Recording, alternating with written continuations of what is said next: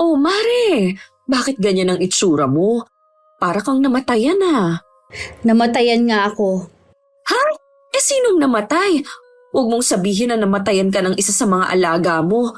Condolence, Mare ha? Sino ba sa mga alaga mong aso ang namatay? Wala namang namatay sa mga alaga ko eh. Sino nga ang namatay? Wala ka namang malapit na kamag-anak ha? Naalala mo ba yung matandang dalagang tiyahin ko?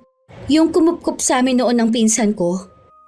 Oo, natatandaan ko nga siya. Di ba nadalaw mo pa siya dati nung umuwi siya dito sa Pilipinas? Oo, wala na siya. Tumawag ang kaibigan niya para ipaalam sa akin ang nangyari. Ano daw ang ikinamatay? Ang sabi ng kaibigan niya, matagal na raw may iniindang sakit ang tiyahin ko. May cancer siya. Di ba nagagamot na rin naman ng cancer ngayon? Basta natutuklasan ng maaga. Marami naman siyang pere. Yun nga ang tinatanong ko sa kausap ko kanina eh. Bakit hindi nagpagamot si Mama Bing? Ang sabi sa akin, ilang beses na raw niyang pinayuhan pero ayaw daw magpagamot. Naniniwala daw kasi ang tiyahin kong yun na mas mapapadali lang ang buhay niya.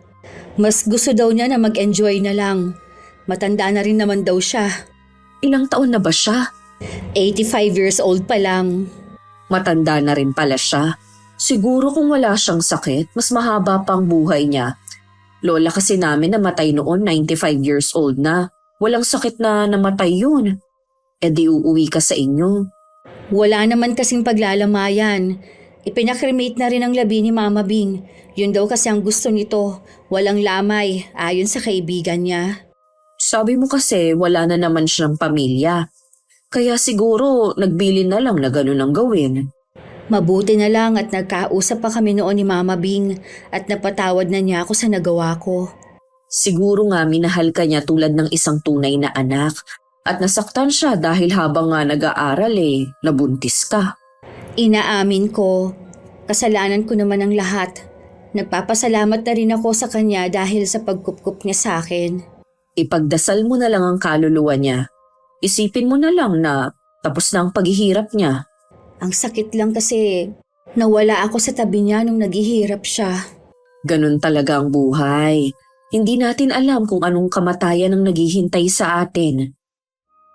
Ang taong ganid sa material na bagay, kayamanan at kapangyarihan ay madaling makalimot sa kapakanan ng iba.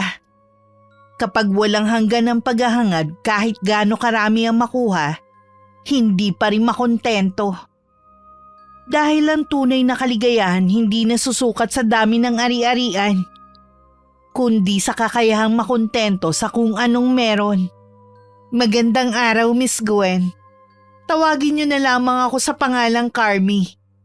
45 years old at tubong Bacolod. Sa kasalukuyan dito na ako sa Antipolo nakatira kasama ang nag-iisa kong anak. Matagal na po ako nakasubaybay sa inyong channel. At gaya ng iba, hindi buo ang araw ko kung walang napapakinggan na kwento. Marami rin ako natutunan sa pakikinig sa iba't ibang kwento ng mga sender. Sumulat ako para magbahagi rin ng sarili kong karanasan na hindi ko malilimutan. Mare! Nakabili ka na ba ng bagong cellphone? Sa Sabado pa, si Teo na lang daw ang bibili para sa akin. Hindi ko alam kung ikaw ang malas o yung mandurukot na yon. Sa dami naman ang pwede niyang dukutan, ikaw pa talaga. Sobrang luma na ng cellphone mo na yun. Kahit luma na yon, mahalaga sa akin ang cellphone na yon. Hindi mo ba naisulat ang mga numero na nandun? Naisulat ko naman na sa notebook ko. Pahiwatig na rin siguro yun na kailangan mo nang bumili ng bago. Matagal ka nang sinasabihan ng inaanak ko eh. Siguro nga. Ang inaalala ko lang yung kaibigan ni Mama Bing. Baka kasi tumawag. Di kapag may bago ka ng cellphone, tsaka mo tawagan para alam niya ang bago mong number. Sa tingin ko naman, ngayong wala na si Mama Bing, hindi na niya ako tatawagan. Ang gulo mo naman. Hayaan mo na nga. Nahihiya din kasi ako na tumawag tapos yun lang ang sasabihin ko. Bahala ka na nga kung yan ang desisyon mo. Siya nga pala, huwag ka nang magluto ng ulam, bibigyan na lang kita. Umuwi kasi si pare mo kagabi at magluluto nga daw siya ng munggo. Pamparayuma naman ang ulam nyo? Bakit may rayuma ka na ba? Mas bata ka sa akin ah. Wala pa naman. Wala naman pala eh. Di habang pareho pa tayong hindi nirarayuma, enjoyin na natin ang pagkain ng munggo. O sige, dalhan mo na lang ako mamaya. Magsasaing na lang ako. Matagal na kami magkaibigan ni Dina at sa iisang probinsya lang kami, magkaiba lang ng barangay. Siya ang naging sandalan ko sa lahat ng oras na malungkot at masaya ako. Naroon din siya nung iwan ako ng asawa ko at sumama sa ibang babae. Maaga kasi ako nawalan ng mga magulang noon. At si Mama Bing nga ang kumupkup sa akin. Siya na ang tinuturing kong pamilya mula pa noon. Kung ako iniwan ng asawa, wala naman sila naging anak ng asawa niya. Ayaw naman nila magpa-check up para malaman kung sino may diferensya sa kanila. Ang mahalaga raw sa kanila, masaya sila sa pagsasama nila. Kung gaano ka masayahing tao si Maring Dina, ganun din ang asawa niya. Kaya kapag kami magkakasama, wala na kaming ginawa kundi ang tumawa. Sinong kausap mo, Mars? Yung pinsan ko, si Kuya Manny. Ipinaalam ko lang ang bago kong number.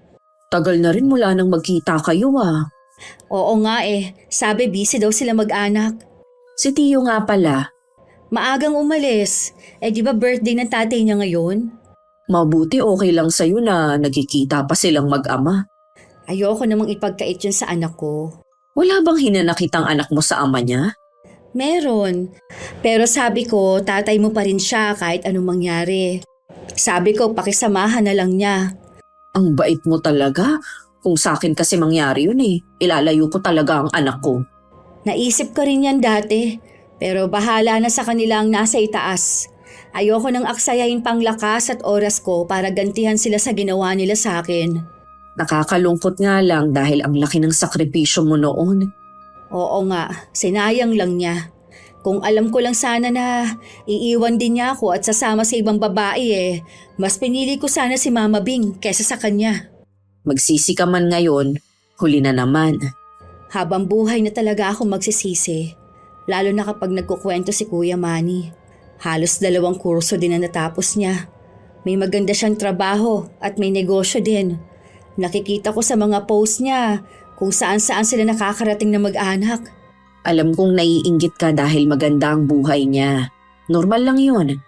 Pero lalo ka lang kasing malulungkot kung lagi mong makikita ang klase ng buhay niya ngayon na sana tinatamasa niyo ring mag-ina. Ginamit lang ako ni Ed. Anong ibig mong sabihin? Meron kasi akong hindi sinasabi sa'yo. Ha? Meron kang inililihim sa akin? Oo. Kahit kasi ako nahihiya na ganun lang pala ang tingin sa akin ni Ed. Akala nga niya mayaman ako dahil nga kay Mama Bing. Nung itinakwil ako, doon na siguro niya naisip na wala siyang maaasahan sa akin. Doon na nagsimula ang problema namin. Kapal naman ang mukha niya. Kaya nga una pa lang na makita ko siya. Iba na ang kutob ko sa kanya. Okay na rin na naghiwalay kayo. Kesa naman patagalin niyo pa ang pagsasama niyo. Tapos puro away din naman. Kawawa lang si Tio, no?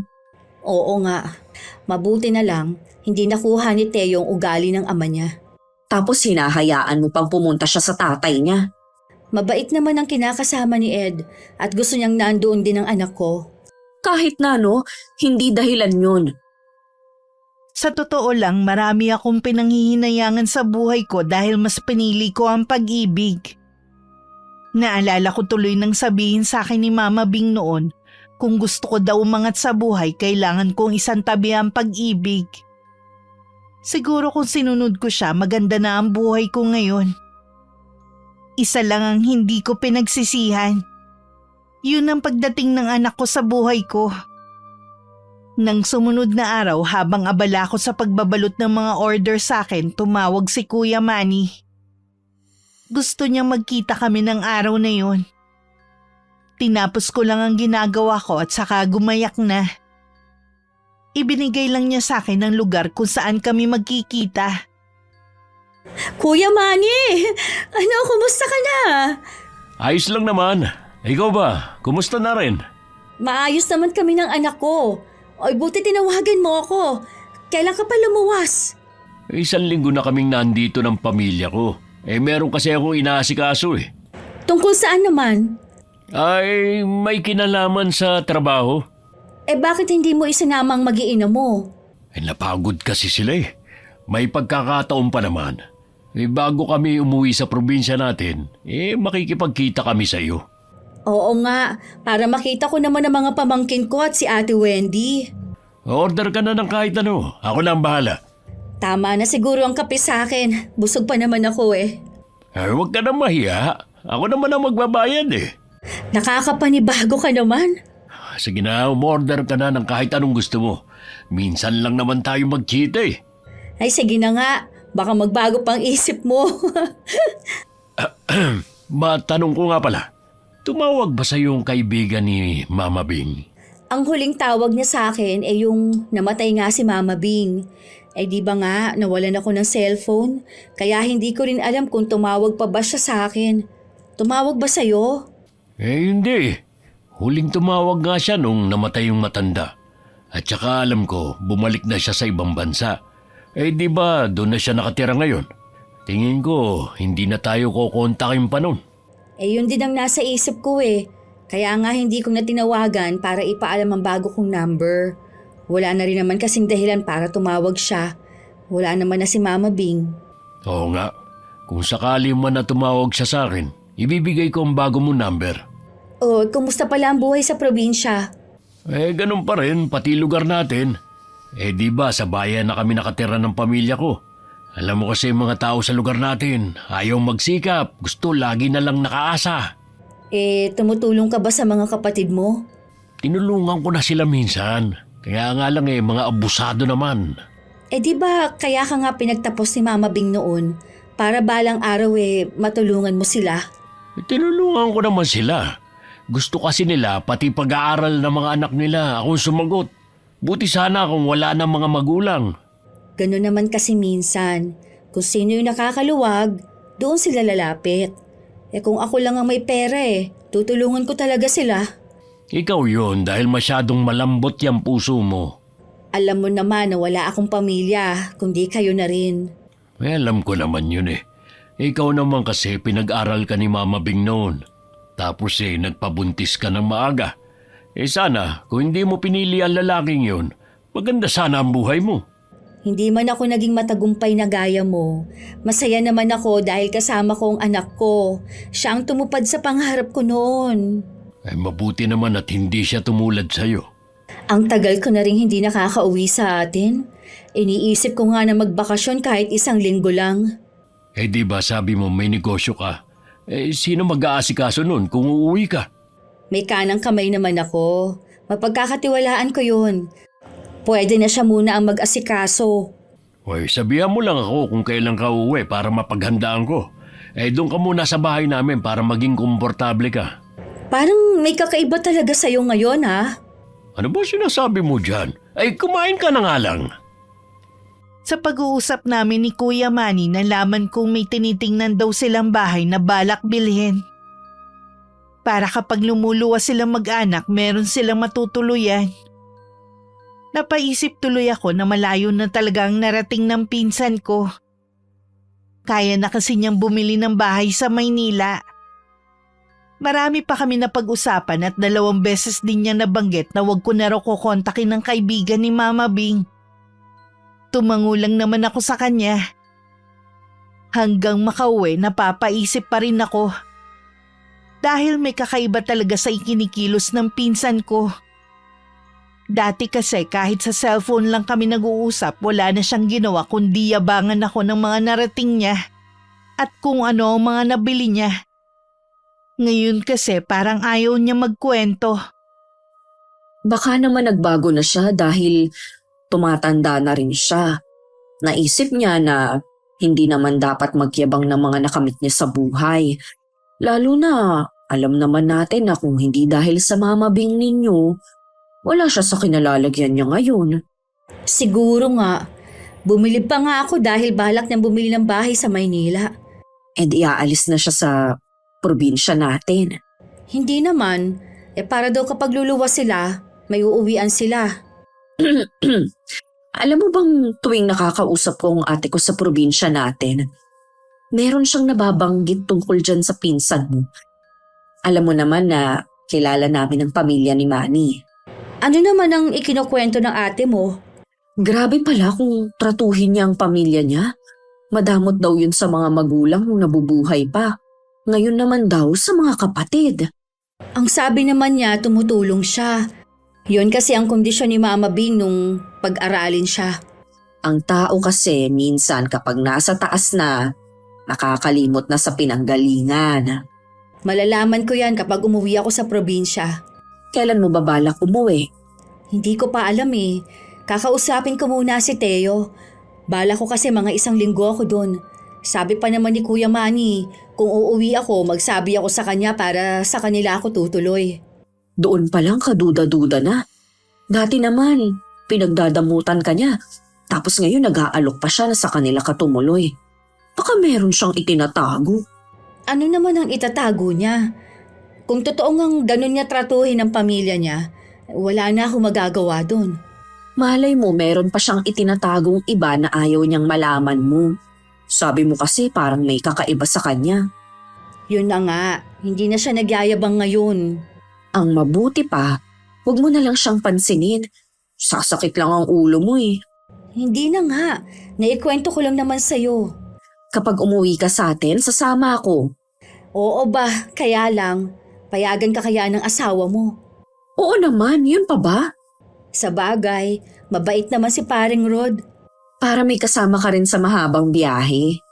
Oo nga, hindi magiging kainip-inip ang biyahe ko dahil kasama kita. Ilang araw pagkatapos ng pagkikita namin ni Kuya Manny, tumawag siya sa akin. Para sabihing pauwi na sila nung hapon. Humihingi siya ng dispensa dahil hindi na matutuloy ang pagkikita namin bago sila umalis. Sinabi ko na sa pag-uwi ko na lang kami magkita. Inulit na naman niya ang imbitasyon na doon ako sa kanila tumuloy. Matulin na lumipas ang mga araw.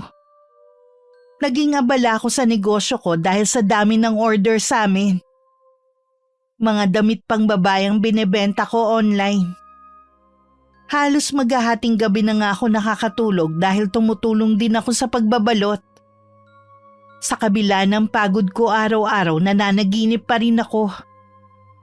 Iisa lang naman ang laman ng panaginip ko. Walang iba kundi si Mama Bing. Ilang gabi ko nang napapanaginipan si Mama Bing. Baka humihingi siya ng dasal.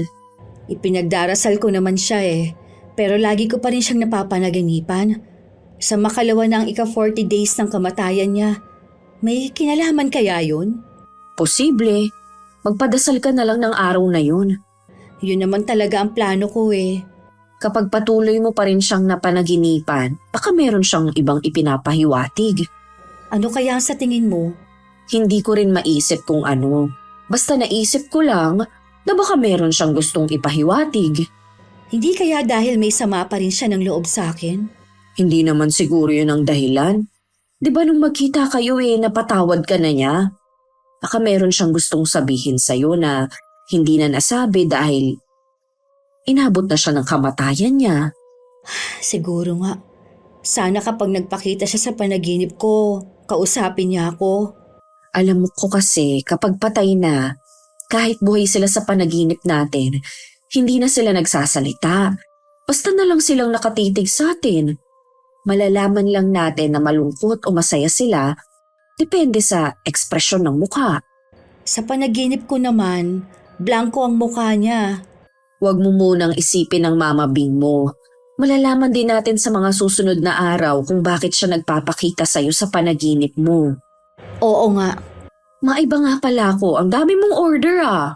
Ilang araw na ngang dagsa ang order sa akin. Bukas ang pick up niyan. Ang galing mo naman, Mare. Lumalakas ng negosyo mo. Sana nga tuloy-tuloy na. Sa sipag at syaga mong yan, sabayan mo pa ng dasal. Walang imposible. Yan ang gusto ko sa'yo eh. Lagi mong pinalalakas ang loob ko. Dapat lang no, higit pa sa magkumari ang turingan natin sa isa't isa. Basta sa ikagaganda ng buhay niyong mag-ina, lagi ako nakasuporta sa inyo. Salamat, Mars ha. Mula noon hanggang ngayon, lagi ka pa rin nandyan. Lagi ko pa rin napapanaginipan si Mama Bing. Kaya nang sumapit ang ika-40 days ng kamatayan niya, nag-imbita ako na magdadasal. Hiling ko na sana matahimik na ang kaluluwa niya. Dahil malaki ang kandila na ginamit, hindi pa yun natutunaw. Kailangan kasi kusay yung mamatay. Habang nakatitig ako sa nakasinding kandila, may malamig na hangin ang bigla na lang yumakap sa akin. Nawala rin naman agad yon. Kinilabutan ako pero hindi naman ako natakot. Nang araw na yon, nagchat ako kay Kuya Manny. Sinabi ko na nagpadasal ako para kay Mama Bing. Wala naman siyang sagot pero nung gabi tumawag siya sa akin. Nagtaka lang ako nang tanungin niya ako kung bakit ako nagpadasal. Hindi mo ba naaalala kung ano ang araw na ito? Kaya nga nagtatanong ako eh. Ngayon ang ika-40 days ng kamatayan ni Mama Bing. Ngayon ba yun? Hindi ko naalala eh. Busy kasi kami ngayon ng pamilya ko. Hindi ako makapaniwalang makakalimutan mo. At pasensya na talaga, pinsan. Kay Mama Bing ka dapat humingi ng pasensya. Sasabihin ko sa asawa ko mamaya na ipagdasal namin siya at magsindi ng kandila sa tapat ng litrato niya. May itatanong sana ako sa'yo. Ha? Ano yun? Napapanaganipan mo ba si Mama Bing? Hindi naman. Bakit mo naman naitanong? Ilang gabi na kasi siyang nagpapakita sa akin sa panaginip eh. Baka may sama pa rin siya ng loob sa'yo dahil sa pagsuway mo sa kanya noon. Matagal na akong napatawad ni Mama Bing. Alam kong meron siyang ibang ipinahihiwatig sa akin. Hindi ko alam kung anong paliwanag sa panaginip mo. Sinabi ko lang, baka kasi napanaginipan mo rin si Mama Bing eh. Walang dahilan para mapanaginipan ko siya. Magpapadasal na lang ako para sa kanya. Baka yun lang ang kailangan niya. O sige kuya, baka naaabala na kita. Hindi naman. Kanina busy ako pero ngayon nagpapahinga na lang kami mag-anak. Saan ba kayo galing ng pamilya mo? May nasikaso lang kami. Siya nga pala. Tuloy na ba ang pag-uwi mo dito sa atin? Oo, sasabihan na lang kita kung anong araw. May kailangan din kasi akong gawin eh. Sige. Paano? Saka na lang tayo mag-usap ha? Tinatawag na kasi ako ng asawa ko eh. Nakausap ko na ang anak kong si Teo. Pumayag naman siya na umuwi ako sa Bacolod. Wala naman akong problema sa negosyo ko dahil mapagkakatiwalaan naman ang kanang kamay kong si Gio. Naisip ko rin kasi na baka nagpapakita sa panaginip ko si Mama Bing dahil gusto niya akong umuwi sa probinsya namin. Baka dun ko masagot ang mga tanong sa isip ko. Mare, may ginagawa ka ba? Maring Carmi, pasok ka. Katatapos ko lang kausapin ang ate ko. Anong napag-usapan ninyo? Kung ano-ano lang naman. Nabanggit ko nga na uuwi tayo eh. Ayun, tuwang-tuwa siya. Sabi pa niya, doon ka na rin tumuloy sa kanila. Nakausap ko nga rin si Kuya Manny. Nakalimutan din pala niya na ika-40 days ng kamatayan ni Mama Bing. Pambihira naman siya. Sa dami ng pwede niyang kalimutan, yun pa talaga. Bakit daw nakalimutan niya? Ang dami daw nilang ginagawang mag-anak kaya nawala sa isip niya. Hindi na lang ako nakipagtalo dahil alam mo naman yun, maiksi ang pasensya. Tinanong ko na nga rin siya kung napapanaginipan niya si Mama Bing. Hindi naman daw. Ibig sabihin, sa'yo lang siya merong gustong ipahiwatig kaya sa'yo lang nagpapakita sa panaginip. Lalo tuloy akong napapaisip. Baka sa pag-uwi natin sa probinsya, doon ko mahanap ang sagot. Paano mo mahahanap ang sagot doon? Ni bahay wala siyang naiwan doon. Ibinenta niya lahat at tumira na nga sa ibang bansa. Hindi kaya may kinalaman ng pinsan mo sa pagpapakita ng Mama Bing ninyo? Paano magkakaroon ng kinalaman si Kuya Manny? Baka naman babala rin yung pagpapakita niya sa'yo sa panaginip. Mas mabuti siguro kung makakaharap ko mismo si Kuya Manny. Oo nga, baka kasi kapag pinatagal mo pa na hindi pa kayo magkita. Sabi kasi ng ate ko, balak nang umalis ng pinsan mo sa probinsya natin. Ang daming alam ng kapatid ko dahil kaibigan niya ang nakatatandang kapatid ni Manny. Siyang nagkukwento sa lahat ng nangyayari. Lalo nga daw yumabang ngayon. Noon pa man mayabang na siya. Kahit anong pangaral sa kanya ni Mama Bing, hindi pa rin siya nagbago. Ito pa palang sabi ng kapatid ko. Wala na daw trabaho ang pinsan mo. May negosyo naman yata sila ng asawa niya. Wala nga din daw. Saan sila kumukuha ng panggastos? Alam ko nag-aaral pang mga anak niya. Yun nga ang ipinagtataka nila sa pinsan mo. Lagi pa raw pamukha sa kanila na aalis sila sa lugar na yon para magpakalayo-layo na. May kinalaman kaya yung balak nilang pagbili ng bahay sa Maynila? Posible rin. Kung malayo na sila hindi na makakahingi ng tulong sa kanilang pamilya niya. Kahit na bilin sa amin ni Mama Bing na ibalik sa ibang nagawa niyang tulong. Nakakasawa din naman kung walang pagsusumikap ang mga kapatid niya. Nandun na nga tayo. Pero hindi mo kailangan ipamukha na nakakaangat ka sa kanila. Baka nanawa na rin kasi siya sa pagtulong sa pamilya niya. Sa bagay nga. Tsaka, naalala ko bago ako umalis sa poder ni Mama Bing, meron siyang ipinabibigay sa mga kapatid ni Kuya Manny. Alam ko pera yon dahil narinig ko na panimula daw yon. Walang nababanggit tungkol doon ng ate ko. Malamang hindi niya yun ibinigay. Sana naman wag siyang maging madamot sa pamilya niya. Isa yun sa turo sa amin ni Mama Bing. Di bali nang maging madamot sa ibang tao, wag lang sa kadugo. Hindi yata niya yun pinapasok sa kokote niya. Pag uwi natin doon, kakausapin ko siya sa bagay na yan. Bahala na kung magmumukha akong pakialamera. Gusto ko lang ipaalala sa kanya ang mga pangaral sa amin ni Mama Bing. Hindi ko maiwasang malungkot na nabaliwala ang mga pangaral ni Mama Bing sa amin noon. Lagi niya kasing sinasabi sa amin bago kami kumain noon na huwag kakalimutan na lumingon sa pinanggalingan. Huwag kalimutan ng mga taong naging bahagi sa buhay namin at higit sa lahat. Hindi kailangan sobra ang pera para tumulong. Alam kong may kakayahang tumulong si Kuya Manny. Pero bakit kailangan niyang pagdamutan ng sarili niyang pamilya? Ayoko man siyang husgahan pero mukhang nagsasabi ng totoo ang ate niya. Dumating ang araw ng pag-uwi namin sa probinsya. Hindi ko na pinaalam sa pinsan ko at kinamaring di na rin ako tumuloy. Naging mainit naman ang pagtanggap sa akin ng kapatid niya. Pasensya ka na sa kapatid at mga pamangkin ko ha. Ganun talaga ang mga yun. Ang saya nga nila Pamilya pala kayo na masayahing tao. Ay oo, lalo na kung buhay pa si Itay. Ang dami ng kwentong nakakatawa. Sino nga palang nakatira sa bahay ninyo dun sa kabilang barangay? Ang kuya ko, pinaayos na nga niya yun Kapag nakita mo, hindi na yung dating bahay namin na narating mo noon. Ah, ganun ba? Ang laki na siguro ng pagbabago dun. Dito kasi, sa pagkakatanda ko, konti pa lang ang mga bahay. Pero ngayon, wala na akong makitang bakanteng lote. Sabi ng kapatid ko, halos dayo ang nakabili ng lote at nakapagpagawa ng bahay. Kaya pala ang lalaki ng mga bahay. Tara, pag-ikot-ikot muna tayo para matagtag din ang kinain natin. Sige, puntahan din natin ang mga kamag-anak ni Itay. Iilan na lang pala silang nakatira dito. Pagkatapos kasi nilang magbenta ng mga lupa, tumira na daw sa ibang lugar. Ang pamilya ni Manny na lang ang naiwan dito. Nakilala pa naman ako ng mga kamag-anak ng tatay ko. Sandali rin ako nakipagkwentuhan sa kanila. Ang tumatak sa isip ko ang mga sinabi nila na mabuti raw ako hindi nakakalimot at hindi nagbago. Pinuntahan din namin ng mga kapatid ni Kuya Manny. Tatatlo na lang pala silang magkakapatid.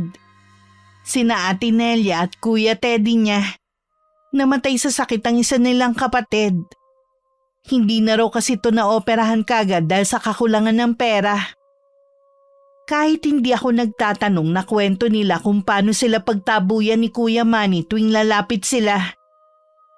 Doon ko rin nakumpirma na hindi binigay ng pinsan ko ang perang pinapaabot ni Mama Bing noon. Hindi ko akalain na nagpaaral si Mama Bing ng isang ganid na tao. Alam ko na hindi lang isang beses nagpahatid ng tulong ang matanda noon. Mabuti nga ikaw na mismo ang nakarinig sa sinabi nila. Ilang beses lang silang lumapit noon dahil emergency. Pero hindi man lang sila tinulungan. Naawa nga ako sa kalagayan nila eh. Pasalamat nga si Kuya Manny, may mga kapatid pa siya. Samantalang ako, nawalan ng mga magulang at kapatid dahil sa aksidente. Hanggang ngayon, nangungulila pa rin ako sa kanila. Nakakabulag talaga ang katayuan sa buhay. Pero bilib din ako sa'yo kanina ha. Hindi ka man mayaman, pero nag-abot ka pa rin ng tulong sa kanila. Hindi ko sila kayang tiisin eh. Pagbalik nga natin sa atin, gusto ko silang padalahan kahit maliit na halaga para sa mga bata. Wala na rin naman akong pinapag-aral eh. Ito siguro ang dahilan kung bakit napapanaginipan mo ang Mama Bing ninyo. Kagusto niyong makita mo ang kalagayan ng mga pinsan mo. Sabi ko na nga ba, may kinalaman si Manny. Sa abot ng makakaya ko, tutulong ako sa kanila. Kahit sa ganitong paraan man lang, makabawi ako kay Mama Bing. Kailan mo pupuntahan ng pinsan mo? Bukas din ng umaga. Mabuting ang makausap mo na siya para makapamasyal naman tayo. Ang bilis lang naman ng araw, kailangan sulitin ang pag-uwi natin. Hindi ako nakatulog agad ng gabing yon. Hindi ko alam kung namamahay lang ba ako o dahil sa natuklasan ko kanina. Umupo na lang ako at nagdasal. Kinausap ko si Mama Bing kung yun ba ang gusto niyang ipahiwatig sa pagpapakita sa akin sa panaginip. Nangako ako na gagawin lahat para makatulong. Ilang sandali rin ang lumipas bago ako dalawin ng antok. Gaya ng mga nagdaang gabi na panaginipan ko na naman si Mama Bing. Kinabukasan maaga pa rin akong bumangon. Naabutan ko na si Maring Dina sa kusina kasama ng kapatid niya. Maaga raw talagang gumigising ang ate niya. Dahil kailangan bago sumikat ang araw nasa bukid na ang asawa nito. Kumain lang kami ng almusal. At gumayak na rin ako para puntahan si Kuya Manny sa bahay nila sa bayan. Oh, Carmi! Kailan ka pa dumating? Kahapon lang, Kuya. Ay bakit hindi mo naman sinabi na kahapon ka darating? Hindi ba sabi ko sa'yo na pwede kang tumuloy dito sa amin? Hindi ko na talaga sinabi sa'yo dahil nahihiya rin akong makituloy sa bahay ninyo. Kasama ko naman si Maring Dina. Sa atin niya kami nakikituloy ngayon. Ganun ba? May kasama ka pala. Nakausap ko nga rin pala kahapon ng mga kapatid mo. Marami ako nalaman sa kanila. Ano namang kasinungalingan ng mga sinabi nila? Kasinungalingan ba yung hindi mo ibinigay sa kanilang ipinaaabot na tulong ni Mama Bing, ha?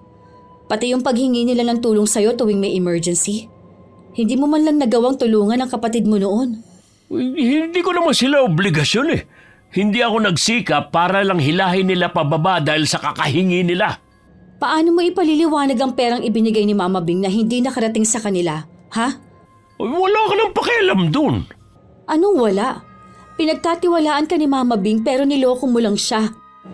Di magsumbong ka sa kanya kung maririnig ka pa niya. Nakalimutan mo na rin siguro mga pangaral sa atin ni Mama Bing na lumingon sa pinanggalingan natin. Bakit kailangan ko pambalikan ang nakaraan na puro hindi magaganda nangyari? Nagkamali pala sa pagpapaaral sa'yo si Mama Bing. Kahit paano, nakapagtapos ako, ikaw. Inuna mo ang kalandian, kaya tignan mo kung nasan ka ngayon. Hindi man ako kasing yaman mo ngayon. At least, nasa puso ko pa rin ang mga pangaral sa atin ni Mama Bing.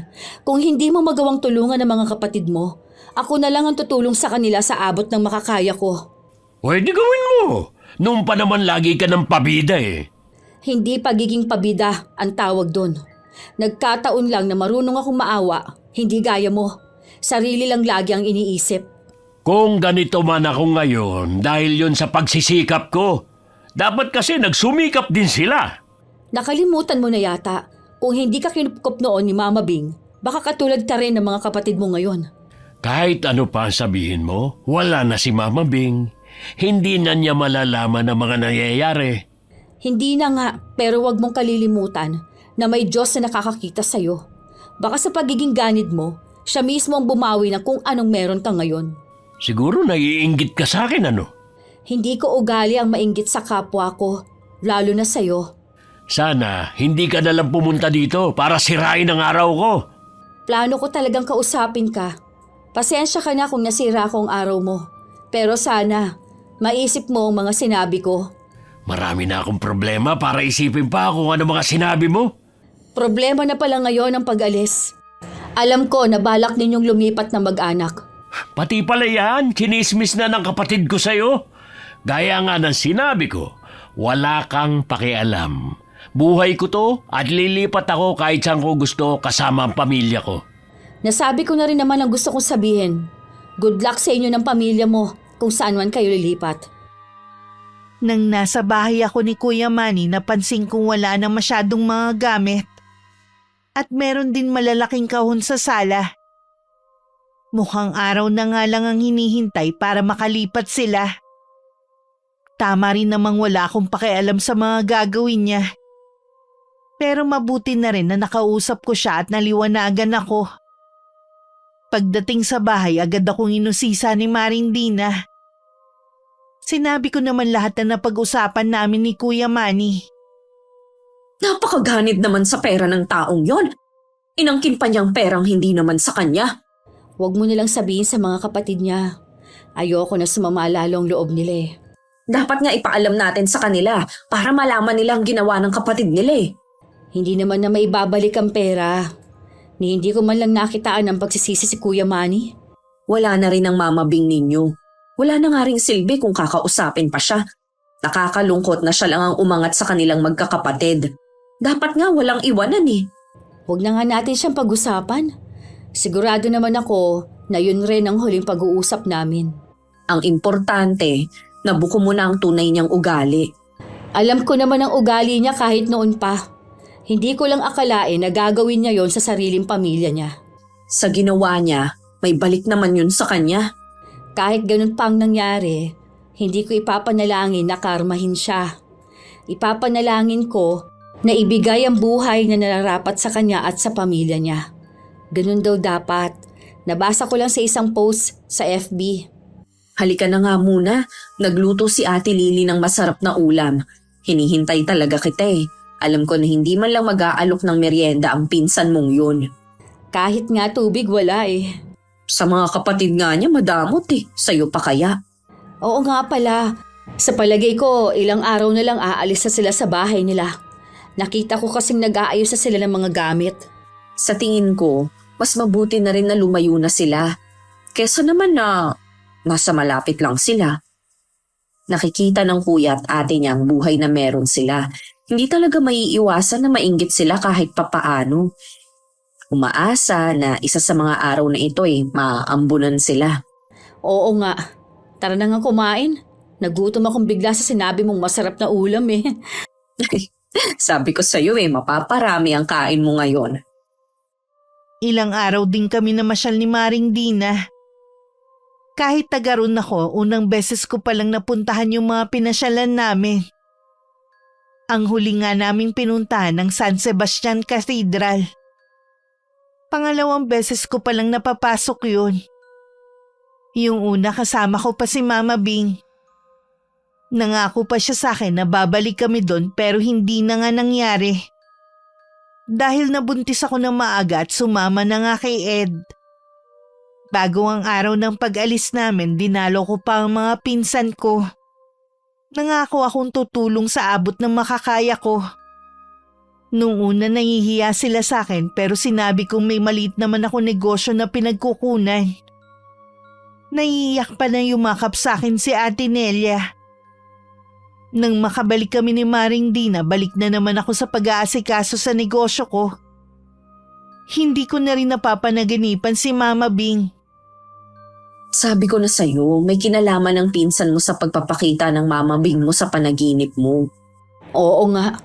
Hindi ko na nga rin napapanaginipan si Mama Bing eh. Naisip ko na baka gusto lang niyang iparating na ganun nga ang pinag-aral niya. Baka nagsisisi nga siya sa pagkupkup sa pinsan mong yun. Hindi ko man natupad ang pangako ko sa kanya. Magsusumikap na lang ako sa ibang paraan. Ang lakas nga ng negosyo mo ngayon eh. Sa tingin ko, ginagabayan ako ni Mama Bing. Imbes na ako yung bumawi sa kanya, siya pa talaga ang bumabawi ngayon. Matanong ko nga pala, bigla ko lang itong naalala ha. Wala bang naiwan na ari-arian ng Mama Bing mo? Sa pagkakaalam ko, Lahat ng ari-arian niya, kasama yung bahay na tinirhan namin, ibinenta niya bago siya tumira sa ibang bansa. Eh yung pera wala bang natira? Sa tingin ko wala na. Hindi naman na kasi nabanggit ng kaibigan niya na tumawag sa akin eh. Habang nag-uusap nga kami ng kumari ko, biglang humangin ng malakas. Sabay pa kami napatingin sa bukas na bintana. Kanina pang umaga makulimlim at malakas ang hangin. Sabi sa balita may low pressure nga raw. Tumayo ako para isara ang bintana na mapatingin ako sa notebook na nasa sahig. Nagtataka ako kung paano yun napunta rito sa labas. Samantalang nasa kwarto ko lang yun. Ano yan? Listahan ng mga may utang sa'yo? Hindi. Notebook ko ito na pinagsusulatan ko ng mga numero at address. Nagtataka lang ako kung paano ito napunta dito sa labas. Eh nasa kwarto ko lang to palagi. Baka nakalimutan mo lang na nailabas mo yan. Sigurado ako na nasa silid ko lang ito. Alam mo naman dito sa sala, busy kami sa pagbabalot ng mga order. Baka si Tio, nilabas niya yan. Ay baka nga siya at nakalimutan ng ibalik. Hindi naman kasi pwedeng maglakad yan palabas dito. Kung ano-ano na lang ang pumapasok sa isip ko. Apektado ka lang ng mga ginawa ng pinsan mo. Oo nga. Saan na nga ba tayo kanina? Kung merong naiwan na pera si Mama Bing, tingin ko wala siyang naiwan. Maaga kong pinauwi ng araw na yun si Gio. Para hindi naabutan ng malakas na ulan sa daan. Pwede naman niyang ituloy bukas ang pagbabalot ng mga order. Naiwan naman ako nag-iisip habang hawak ang notebook ko. Gusto ko sanang tawagan ng kaibigan ni Mama Bing. Pero nag-alangan naman ako kung ano ang sasabihin ko. Tsaka patay na kasi ang kaibigan niya kaya wala nang dahilan para kontakin niya kami ng pinsan ko. Sa huli itinabi ko na lang ang notebook. Dahil naiinip ako na lang ang nagbalot ng mga order habang hinihintay ko ang pagdating ng anak kong si Teo. Nung gabi naman habang nakahiga lang ako at hawak ko ang cellphone, hindi ko na nagtiis na hindi tawagan ng kaibigan ng Mama Bing ko. Para kasing may nag-uudyok sa akin. Hindi ko akalaing may matutuklasan ako na pwedeng magbago sa buhay ko. O Mare, ang aga mong dumalaw. Bakit parang namamagay ang mga mata mo? Buong gabi akong walang tulog. Ako na ang pumunta dito dahil nasa bahay si Teo. Ayoko na kasing marinig niya ang pag-uusapan natin eh. May problema ba? Hindi ko alam kung problema ba itong nalaman ko. Ano ba kasi yun? Sabihin mo na. Kagabi kasi, para akong nawala sa sarili na basta ko nalang tinawagan ng kaibigan ni Mama Bing. Eh noon pa daw niya ako kinokontak para sabihing may iniwan na pera sa akin. Yun sigurong ipinapahiwatig ng Mama Bing mo kaya siya nagpapakita sa panaginip mo. Ayun nga lang daw. Naniwala siya sa sinabi ni Kuya Manny. Ha? Anong sinabi ni Manny? Sinabi daw nito sa kanya na hindi ako interesado sa pera ni Mama Bing dahil may negosyo naman ako. Nagpakalayo-layo na daw ako at walang nakakaalam kung saan ako nagpunta. Huwag mong sabihin na yung perang para sa'yo sa kanya napunta. Ganun na nga. Napaniwala daw siya ni Kuya Manny na kapag nakita ako, kung sakali ibibigay ang parte ko. Huli na daw nung mapagtanto niyang niloko siya nito. Nagsinungaling din sa akin ang pinsan ko. Sabi niya bumalik na sa ibang bansa ang kaibigan na yon ni Mama Bing, pero dito na pala siya titira. Wala man lang bang kasulatan na iniwan ng Mama Bing mo? Balak pala niyang magpagawa ng huling habilin pero inaabot na nga ng kamatayan. Basta, ang lagi daw sinasabi ni Mama Bing noon, sa amin mapupunta ni Kuya Manny ang perang maiiwan niya. Napakawalang yan naman talaga ng pinsan mo. Mukha talaga siyang pera. Bagay talaga sa kanyang pangalan niya. Bakit kasi ipinagkatiwala niya ang pera kay Manny? Maliban sa magaling magmanipula ng tao si Kuya Manny, matanda na rin ang kaibigan ni Mama Bing. Iyak nga siya ng iyak habang kausap ko kagabi. Sinisisi niya ang sarili. Sana daw, hinintay niya akong tawagan siya. Hindi naman kasi natin gusto na madukutan ka ng cellphone. Yun namang pinsan mo, hindi man lang ipinaalam na nadukutan ka nung tumawag ang kaibigan ng Mama Bing nyo. Sinadya niya talagang hindi ipaalam. Ngayon, alam ko na kung bakit ayaw niyang kontakin ko ang kaibigan ni Mama Bing. Ganid masyado ang pinsan mo. Kailangan mong makuha ang parte mo. Sabi mo nga, Ganid. Hindi na niya yon ibibigay sa akin. Mga kapatid nga niya, ginugulangan niya eh. Ako pa kaya? Ipaalam mo pa rin na alam mo na ang totoo. Tatawagan ko siya ngayon. Kinalma ko muna ang sarili ko bago tinawagan ng pinsan ko. Hindi niya sinasagot pero kinulit ko siyang tawagan. Hanggang sa sumagot na siya sa kabilang linya. Bakit ka tumatawag? Nasa bakasyon kami at nakakaabala ka. Nasa bakasyon kayo gamit ang pera ko? Hindi kita maintindihan. Alam ko na ang totoo. Nakausap ko ng kaibigan ni Mama Bing. O ano ngayon? May katibayan ka ba sa mga sinasabi mo? Ha? Alam mo ang totoo. Hindi ko nga alam eh. Ibig sabihin, wala kang balak na ibigay sa akin ang parte ko? Akin lang ang perang ito. Di ba tinakwil ka na ni Mama Bing dahil maaga kang naglandi? Bakit ka naghahabol ngayon? Hindi ako naghahabol. Malinaw ang sinabi ng kaibigan niya. Sinabi sa kanya na hati tayo sa perang maiiwan niya. Kung merong testamento na magpapatunay, ako mismo magbibigay sa iyo. Kaso wala naman. Malay ba natin kung nagsisinungaling lang ang kaibigan ni Mama Bing? Alam mong hindi siyang nagsisinungaling. Ikaw ang sinungaling. Pakitaan mo muna ako ng katibayan, saka kita hahatian. Nasaan ba ang konsensya mo, ha? Una, mga kapatid mo ang niloko mo. Ako naman ngayon. Ganyan ka ba kagalit pagdating sa pera? Kahit hindi sa'yo, aangkinin mo? Dahan-dahan ka sa sinasabi mo, ha? Hindi ako ganid. Eh anong tawag dyan sa ginagawa mo, ha? Kung may katibayan ka nga sa mga pinagsasabi mo, ibibigay ko ang hinihingi mo. Eh wala naman, di ba? Sige, magharap-harap tayo ng kaibigan ni Mama Bing. Ay sige ba, sabihin mo lang kung kailan at kung saan para matapos na yung paghahabol mo. Wow, sobrang bilib na bilib ka sa sarili mo, ha? Natural, dahil wala naman akong ginagawang mali. Ibang klase rin talagang kakapalan ng mukha mo. Sabihin mo na lang kung kailan tayo maghaharap-harap na tatlo. Busy na ako eh, ha? Tinatawag na ako ng asawa ko. Teka lang, pinatayan na ako. Narinig ko ang pag-uusap ninyo. Grabe, wala yatang konsensya ang taong yun. Wala nga talaga. Duda din ako kung talagang makikipagkita siya sa inyo. Malalaman natin kung may mukha siyang ihaharap sa amin. Nakausap ko ang kaibigan ni Mama Bing na si Tita Lorna. Kahit siya, duda kung magpapakita pa sa amin si Kuya Manny. Pero subukan pa rin daw namin. Nag-chat na rin ako sa pinsan ko kung saan kami mag-uusap. Umuo naman siya. Pagdating nung araw na yon ni anino niya hindi nagpakita sa amin. Hingi ng sorry si Tita Lorna sa akin. Wala daw dapat sisihin kundi siya. Pinakalma ko lang siya at sinabi ko na lang na hindi na ako maghahabol sa perang yun. Pero desidido siyang makuha ang perang para sa akin. Pag-uwi ko sa bahay, agad kong tinawagan ng pinsan ko. Para kang hindi lalaki. Wala kang isang salita. Matagal ba kayo naghintay sa akin? Pasensya na, pinsan ha. Nakalimutan kong sabihin na nasa bakasyon pa kami ng pamilya ko. Hindi pa rin ba matapos-tapos siyang bakasyon ninyo?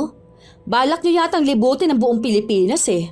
Ang totoo niyan, hindi lang ang buong Pilipinas, kundi ang buong mundo. Di ba saya nun? Masaya ba sa'yo na gastusin ang perang hindi mo naman pinaghirapan? Wala akong pakialam kung hindi ko man pinaghirapan ng perang ito. Ang mahalaga sa akin, natutupad na mga pangarap ko. Alam mo bang malaking bagay sa akin kung makukuha akong parte ko? Dahil matutulungan ko ang mga kapatid mo sa pera na yon. Ah, talaga? Ang bait mo naman.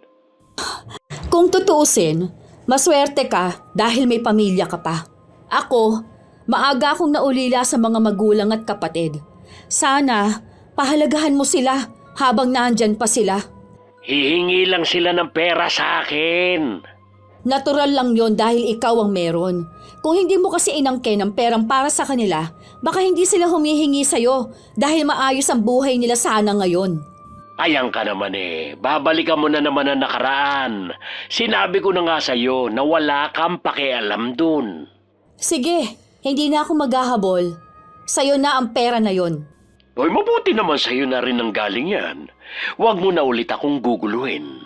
Sana lang magbagong isip mo tungkol sa mga kapatid mo. Tulungan mo sila. Ay, hindi na yung mangyayari. Sila nga ang dahilan kung bakit ako umalis sa atin eh. Tapos gusto mo pa akong tumulong sa kanila? Kung magbabago lang naman ang isip mo. Yun na ang huling pag-uusap namin ni Kuya Manny. Wala na rin akong balita pa sa kanya. Ang madalas ko lang kausap ang mga kapatid niya. Minsan malaki ang kinita ko, pinahiram ko muna para may pampuhunan sila sa plano nilang negosyo. Ayaw kasi nilang tumanggap sa akin ng libreng tulong lang. Naiintindihan ko naman sila sa bagay na yun. Dahil sa abala ko, hindi ko na malaya ng mga araw na lumilipas. Hindi ko man nakuha ang perang iniwan sa akin ni Mama Bing, malakas naman ang negosyo ko. Isa sa pinagpapasalamat ko talaga sa araw-araw. May pagkakataon pa rin na sumasagi sa isip ko si Kuya Manny at ang ginawa niya sa akin. Pero ipinapasa Diyos ko na lang. Kita mo naman ang pagkakataon. Dito pa talaga kita makikita. Ha? Ay, kilala ba kita? Ako si Dina, ang kaibigan ng pinsan mong si Carmi. Yung ninakawan mo ng pera. Hindi ko alam ang sinasabi mo. At saka, pwede ba hinaan mo ang boses mo? Bakit naman? Nahihiya ka sa mga tao? Totoo naman kasi, di ba, na inangkin mo ang pera ng kaibigan ko. Hindi totoo yan. Anong hindi? Napakasinungaling mo talaga, no? Talaga bang hindi ka titigil? Ha? Ibalik mo muna ang pera ng kaibigan ko para tigilan kita. Wala akong ibabalik sa kanya dahil wala naman siyang pera sa akin. Sige lang, ipagkaila mo. Mga nag-aaral pa di ba ang mga anak mo?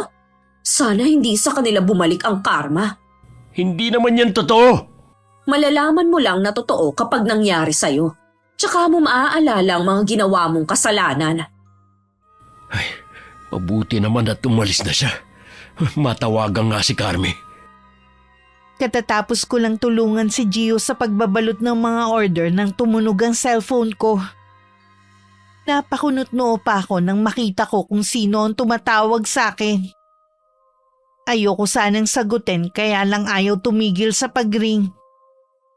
Huminga muna ako ng malalim bago sagutin ang tawag. Oh, bakit?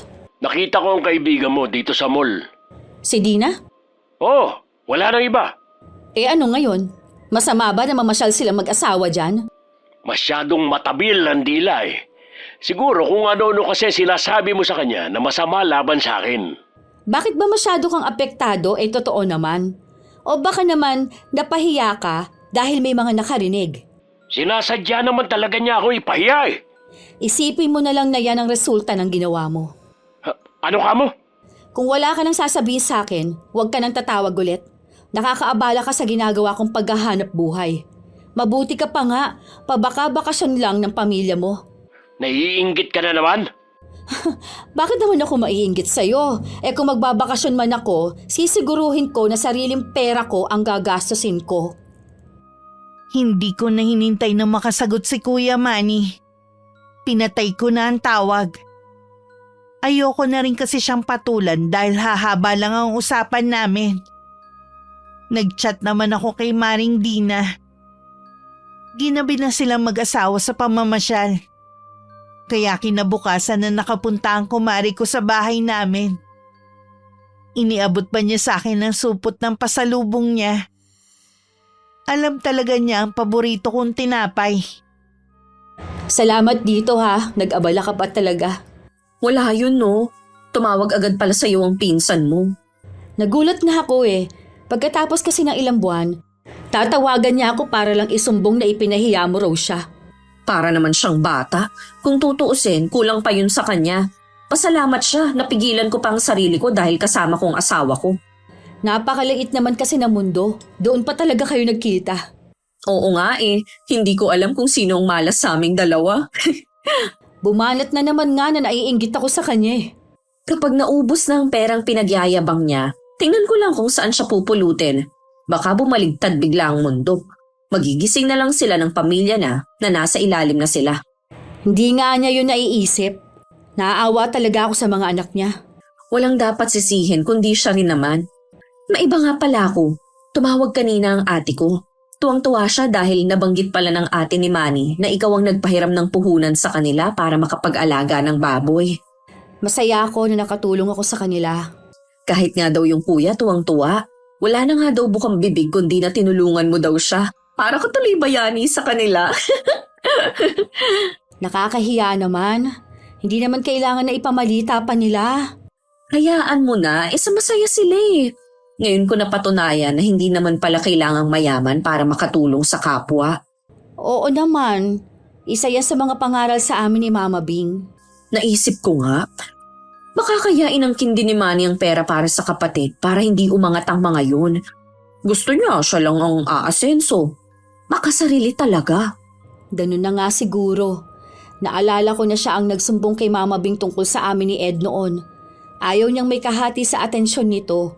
Samantalang ako naman ang nauna sa kanya. Ang dami na palang red flag sa kanya pero hindi niyo man lang napansin. Akala kasi ni Mama Bing magbabago pa siya. May mga katulad niya na hindi na talaga nagbabago. Dahil sa hindi kaya kundi ayaw talaga. Hayaan na natin siya. Mag-focus na lang tayo sa ginagawa natin. Oo nga, nakakahawa kaya ang sipag mo kaya nagsisipag din ako sa maliit kong negosyo. Salamat nga pala ha, binigyan mo ko ng idea kung paano magsimula. Wala yun. Di naman kasi dapat pinagdadamot ang kaalaman. Tama ka dyan, Mare. Ang kaibigan naman ni Mama Bing palagi pa rin tumatawag sa akin. Kinukumbinsi pa rin daw niya si Kuya Manny na ibalik ang perang iniwan para sa akin. Last warning na raw niya yun sa pinsan ko dahil kung hindi niya magugustuhan ang mangyayari sa kanya at sa pamilya nito. Hindi ko naman sineryoso ang sinabi nito dahil iniisip ko na dala lang yun ng galit. Nasa 75 na pala ang edad nito at pamangkin lang ang kasama sa bahay. Kaya kahit kailan hindi pumasok sa isip ko na may kakayanan pa itong makapanakit ng ibang tao. Isang araw tumawag sa akin si Kuya Manny. Umiiyak ito sa kabilang linya. Na-aksidente daw ang mag-iina niya. Habang nagsasalita siya, bigla ko naalala ang aksidenteng nakita ko sa balita kahapon. Hindi ko malaman kung ano ang isasagot kaya sandali rin ako natahimik. Kumusta na sila? Wala na ang asawa ko at ang panganay namin. Ang bunso ko naman nasa ICU pa. Ikinalulungkot kong nangyari. Hindi talaga natin alam ang mangyayari sa atin. Kailangan ko ang tulong mo. Wala akong kamag-anak na malapit kundi ikaw lang. Hindi ako agad makakapunta. May sakit din kasi ang anak ko ngayon eh. Kahapon pa siya nilalagnat. Nakikiusap ako sa'yo. Puntahan mo ako dito. Hindi ko pwedeng iwan ang anak ko. Mas kailangan niya ako. Nagmamakaawa ako sa'yo. Hindi ko na talaga alam ang gagawin. Hindi ko alam kung sino uunahin ko. Malaki na naman yung anak mo eh. At lagnat lang naman ang sakit niya. Tatanungin ko muna ang kumare ko kung pwedeng siya muna ang magbantay sa anak ko. Salamat sa'yo, Pinsan. Ihintay na lang kita dito. Tinawagan ko naman si Maring Dina kung pwede siyang pumunta dito sa bahay kung wala siyang ginagawa. Hindi ko muna sinabi ang dahilan sa kanya. Masaya pa siyang pumasok ng bahay. Magaling na ba si Tio? May lagnat pa rin. Pero kumain na siya kanina. Ano nga palang sasabihin mo sa akin? Tumawag nga pala sa akin si Kuya Manny. Na naman? Ano bang kailangan ng lalaking yun? Umiiyak nga nang tumawag eh. Na-aksidente daw ang mag-iina niya. Nasa ICU pa raw ang bunso niya. At yung asawa niya at panganay na anak, wala na. Ay, kaawa-awa naman ang mag-iina niya, no? Pinapupunta nga niya ako dahil hindi niya alam ang gagawin at kung sino ang uunahin. Kaya mo ba ako pinapunta dito para bantayan ko si Tio at pupuntahan mong pinsan mo, ganun ba? Kung okay lang naman sa'yo na bantayan ng anak ko. Walang problema sa akin sa pagbabantay ng inaanak ko. Ang hindi okay sa akin, ang puntahan mong pinsan mong yun. Nakalimutan mo na ba ang ginawa niya sa'yo, ha? Nagmamakaawa kasi siya eh. Wala daw siyang malapit na kamag-anak dito kundi ako. Turing na niya sa'yo kadugo dahil kailangan niya ng tulong? May mga kapatid kasi siya sa atin. Lumayo siya sa takot na mahingan ng pera. Kung hindi ka papayag, hindi naman ako aalis. Hindi ko iiwan ang anak ko para puntahan siya. Dapat lang na hindi mo iwan ang anak mo dahil sa pinsan mo na inangkin ang perang para sa'yo. Hayaan mong mag-isa siyang harapin ang problema niya. Total naman, ang dami niyang pera. Alam ko na mahirap ang pinagdadaanan niya pero alam ko na makakaya din niya. Kapatid nga niya na naghihingalo noon sa ospital, hindi man lang niya dinamayan eh. Hayaan mo siya. Tumatawag na naman siya. Sasagutin ko pa ba? Sagutin mo. Kuya Manny, Nasaan ka na? Wala kasi mag-aasikaso sa burol ng mag-ina ko. Hindi ako agad makalis dito sa ospital. pasensya ka na ha. Hindi ako makakapunta eh. Hindi kasi pwede si Maring Dina. Hindi ko pwedeng iwan ang anak kong mag-isa. Nakikiusap naman ako sa iyo, Carmi. Kailangan ko ng tulong ngayon. Humingi ka na lang ng tulong sa mga kaibigan mo. Sa palagay mo kaya, kung may kaibigan ako na malapit, tatawagan pa kita? Kailangan din ako ng anak ko ngayon. Hindi ko siya pwedeng pabayaan. Buwisit naman, Carmi. Lagdat lang naman ang sakit ng anak mo. Mas maluba nangyari sa akin. Buwisit ka rin! Bakit sino ka ba para pagtaasan ako ng boses, ha? Kahit lagnat lang ang sakit ng anak ko, hindi ko siya iiwan para lang damayan ka. Ganon? Anong klase kang tao para taliguran ako? Emergency to! At hindi basta problema lang! Ganyan din ang naramdaman ng mga kapatid mo noon nang nasa ospital ang kapatid mo. Nagmamakaawa sila sa'yo pero hindi mo man lang sila pinakinggan. Ngayon, alam mo na kung gaano kahirap. Huwag mong ikukumpara nangyari sa kanila sa nangyayari ngayon sa akin. Magkaiba yon! Humanap ka na lang ng tutulong sa'yo. Marami ka namang pera, di ba? Madali lang yon, basta meron ka lang pambayad. Pagbabayaran mo ang ginawa mong to sa akin. Maniwala ka! Walang bisa yan. Baka bumalik pa nga yan sa'yo eh. Huwag mo na akong tatawagan kahit kailan. Nakaka-high blood naman ang taong yan. Ibang klase rin ang kakapalan ng mukha. Kahit sino mapupuno na rin sa kanya eh. Nawala tuloy bigla yung awang nararamdaman ko sa kanya. Yung mga ganong klase ng taong hindi naman dapat kinakaawaan. Nagawa ka pa ngang pagbantaan. Tatawagan ko na lang yung mga kapatid niya para ipaalam ang nangyari. Tinawagan ko nga mga kapatid ni Kuya Manny. Pero nagulat ako sa naging sagot nila sa akin. Para daw sa kanila matagal nang patay ang kapatid nila. Dama ko sa tono ng boses ni ate na matindi pa rin ang galit nito sa nakababatang kapatid. Hindi ko naman sila pinilit pa dahil naiintindihan ko naman sila. Huwag mo nang isipin ang problema ng iba. Sige ka, tatanda ka kaagad yan. Naguguluhan kasi ako eh. Dahil gusto mong damayan ang pinsan mo. Sa mga anak niya kasi ako naaawa. Ako din naman. Pero kapag gano'n ang tatay, nakakawalang gana naman. Ipagdasal na lang natin ang agarang paggaling ng bunso niya. Sana bumuti na ang lagay niya sa mga susunod na araw. Sisilipin ko lang ang anak ko. Baka gising na at kailangan ko pa siyang painumin ng gamot. Anak mo na lang ang intindihin mo. Tinawagan ko rin si Tita Lorna para ipaalam ang nangyari sa pinsan ko. Hindi rin nagpakita ng simpatya ang matandang babae. Binanggit pa nito na walang modo ang mga anak ni Kuya Manny. Ilang beses kasi raw niya itong nakaharap noon. Nakaramdam naman ako ng lungkot. Pero sa tingin ko hindi ang mga bata ang may kasalanan kung bakit sila ganon. Kundi ang mga magulang na kasama nila sa paglaki. Wala na rin ako naging balita sa pinsan ko. Hindi ko na rin inalam pa kung ano nangyari sa kanila. Lumipas ang mga buwan na hindi na tumatawag sa akin si Kuya Manny. Hanggang isang araw humahangos na pumunta sa bahay si Maring Dina. Para namang may humahabol sa'yo. Kausap ko kanina ang ate ko. Anong balita sa atin? Alam mo ba na bumalik na si Manny sa atin? Kasama ang anak niya. Totoo ba yan? Oo. Salamat naman at nakarecover ng anak niya. Kaya lang hindi na sila katulad ng dati. Naubos na raw ang pera. Sa nangyari ba naman sa pamilya niya, mauubos talaga. Ang mahalaga, magaling na ang anak niya. Di ba nga, ibinenta na nila ang bahay nila doon? Oo nga pala. O saan sila nakatira ngayon? Doon sa ate niya. Mabuti naman at tinanggap pa rin siya ng kapatid niya sa kabila ng mga ginawa niya. Wala naman kasing ibang magtutulungan kundi sila lang din na magkakapatid. Tinanggap nga silang mag-ama, pero hindi sila pinatuloy sa bahay ng kapatid. Ano ang ibig mong sabihin? Nakatira ang mag-ama sa tabi ng kulungan ng baboy. Ano ka mo? Nakakadiri nga nung malaman ko. Kung hindi nga daw nakita mismo ng ate ko, hindi siya maniniwala. Ilang beses na raw niyang kinausap ang kaibigan niya pero matigas ito kahit ang kuya. Sa ginagawa nila sa kapatid, wala na rin silang ipinagkaiba sa kanya.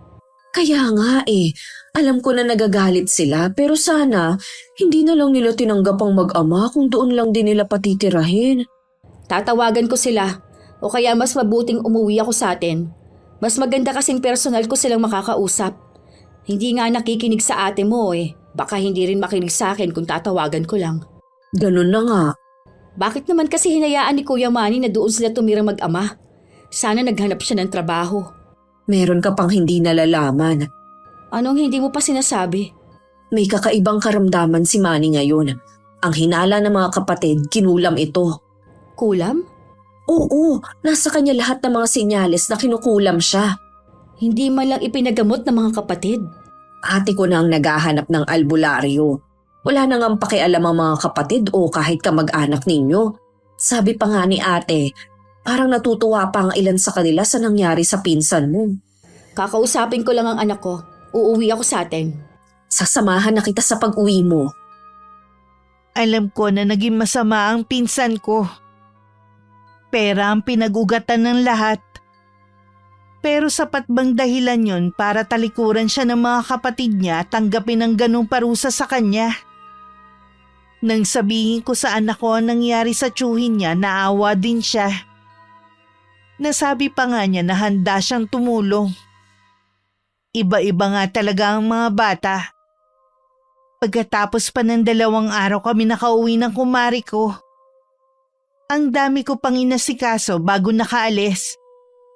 Pagdating nga sa bahay ng ate niya kahit wala pa kaming pahinga, nagpasama na ako sa kanya.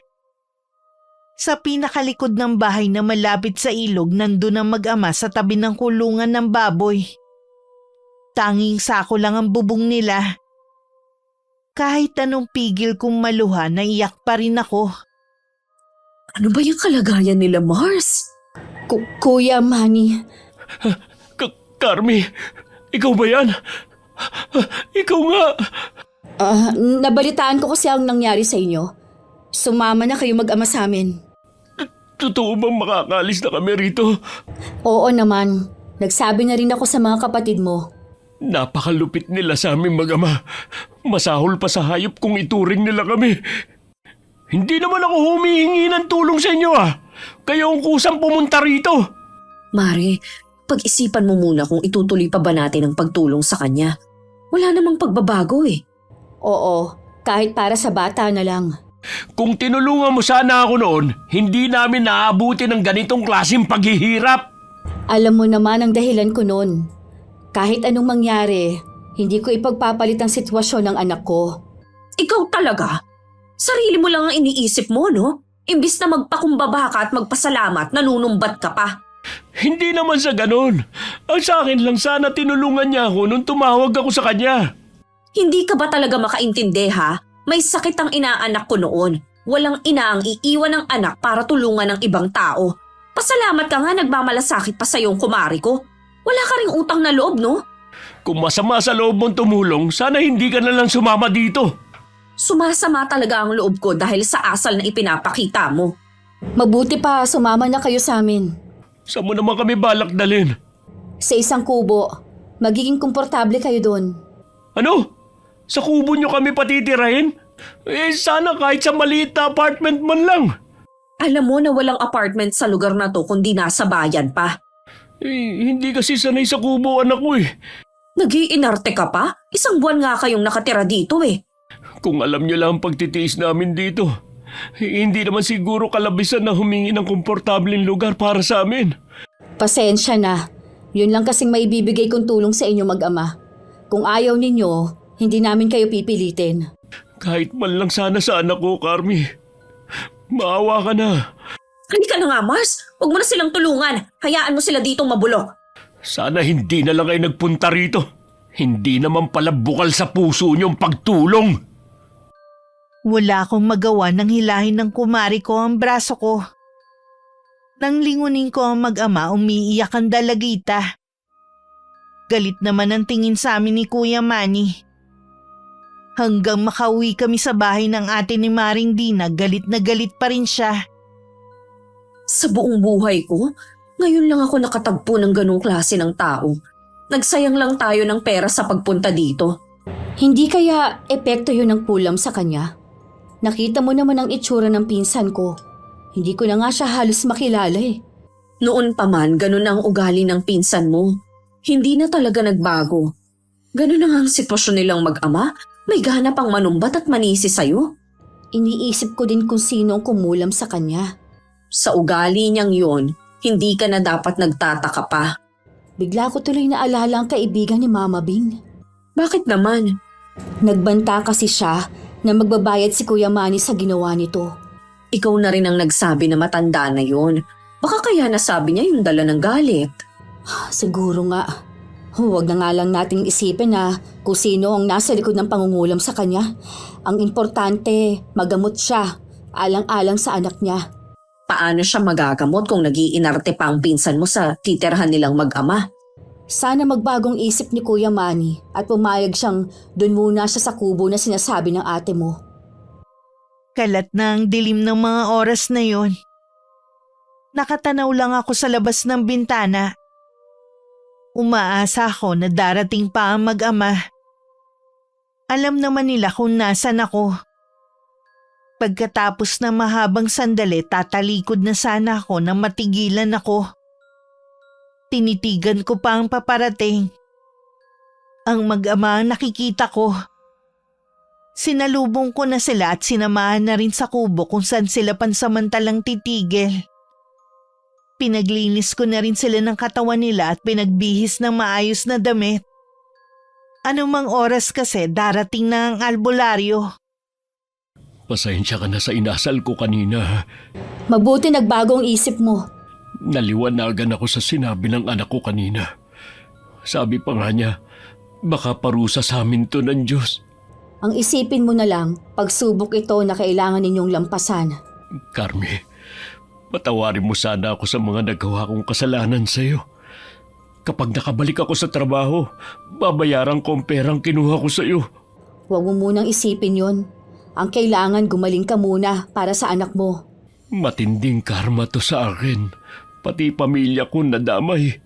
Sa bawat pagsubok na dumarating sa atin, isipin mo na lang na ito ang paraan ng nasa itaas para magbagong buhay. Magbabago na talaga ako. Yan ang pangako ko sa anak ko. Parating na ang albularyo. Naririnig ko na sila. Ilang sandali lang dumating na si Maring Dina. Kasama ang albularyo na sinasabi ng ate niya na mahusay manggamot. Iniwan na muna namin sila kasama ang pamangking ko na ayaw mawalay sa kanyang ama. Magaling yang si Mang Guido. Marami na siyang napagaling na mga nakulam at nabarang. Huwag ka na palang magalit sa pinsan ko. Kanina, humingi na siya ng tawad. Naliwanagan daw siya sa mga sinabi ng anak. Mabuti naman kung ganun. Akala ko hindi pa siya nahihimasmasan sa mga sinabi kanina. Sa totoo lang, hindi ako sanay makita ang lagi kang nagagalit.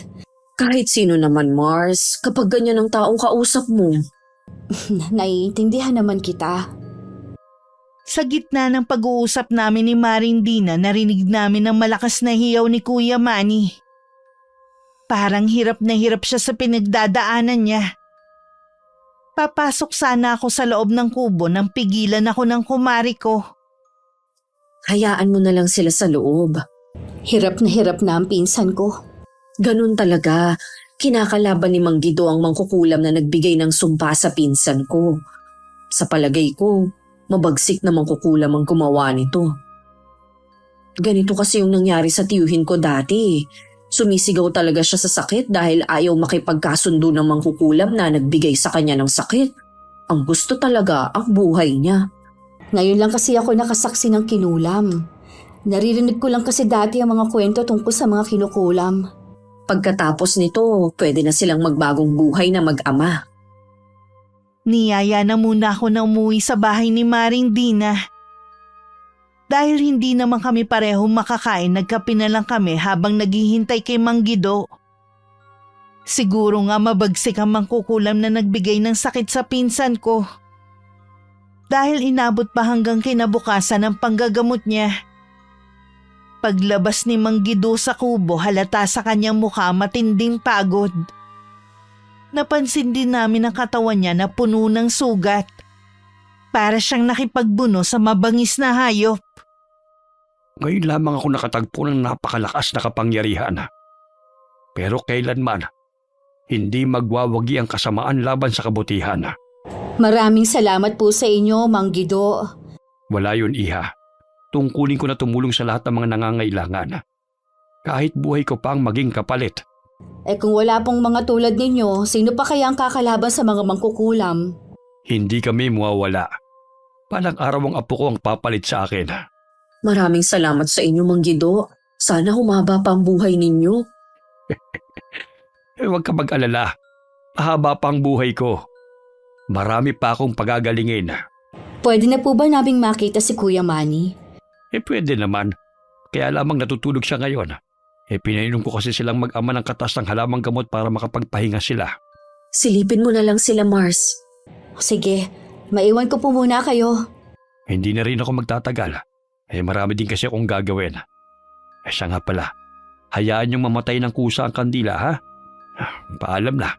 Salamat po ulit, Mang Guido. Ingat po kayo sa pag-uwi. Mahimbing na natutulog ang mag-ama sa papag na higaan. May kandila pang nakasinde sa maliit na lamesita sa tabi nun. Normal na ulit ang balat ng pinsan ko. Parang hindi siya tinubuan ng napakaraming sugat sa buong katawan. Para saan kaya ang kandilang pula na yan? Hindi ko alam pero ang sabi ni Mang Guido, hayaan lang daw na mamatay yan ng kusa. Kapag maayos ng kalagayan ng mag-ama, pwede na tayo umuwi sa atin. Bigla ko kasing namiss ang anak ko. Ako din na-miss ko na rin ang asawa ko. Gusto nga nung sumama eh. Yun nga lang, hindi rin niya maiwan ng trabaho.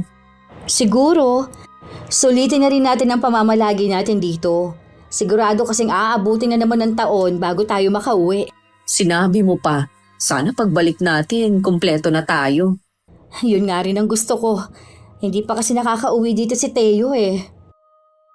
Nang magising ang mag-ama, pareho ng magaan ang pakiramdam nila. Halata din na nahihiya si Kuya Manny sa amin. Dahil hindi siya makatingin ng diretso. Dina, pasensya ka na sa inasal ko ha. Salamat din sa malaking tulong mo sa akin. Wala yun. Nararamdaman ko naman na nagbago ka na eh. Para sa anak ko, magbabago na ako. Ingatan mo ang anak mo. Ang gandang bata pa naman. Iingatan ko talaga siya dahil siya na lang ang natitira sa akin. Aalis na kami bukas, kuya. Sana maayos mo na ang buhay ninyong mag-ama. Pwede kayong tumigil dito hanggat gusto nyo. Wala namang nakatira sa kubo na ito. Maghahanap na agad ako ng trabaho. Tatanawin kong malaking utang na loob ang ginawa niyong ito sa akin. Sa atin ni Maring di na ako nababalitaan ang nangyayari sa mag-ama. Ayon sa kanya, 2 buwan lang daw tumigil ang mag-ama sa kubo. Dahil nakabalik na sa dating pinapasukan ng pinsan ko. Nangungupahan na daw sila sa may bayan at bumalik na rin sa pag-aaral ang pamangkin ko. Humingi rin daw ng tawad si Kuya Manny sa mga kapatid niya. Sa ngayon maayos na raw ang relasyon ng magkakapatid. Palaisipan pa rin sa akin kung sino ang nagpakulam kay Kuya Manny. Pero hindi ko na rin inalam kung sino siya. Masama man ang ginawa niya, ito rin kasi ang nagbigay ng malaking leksyon sa pinsan ko para magbago. Pera talaga ang ugat ng kasamaan.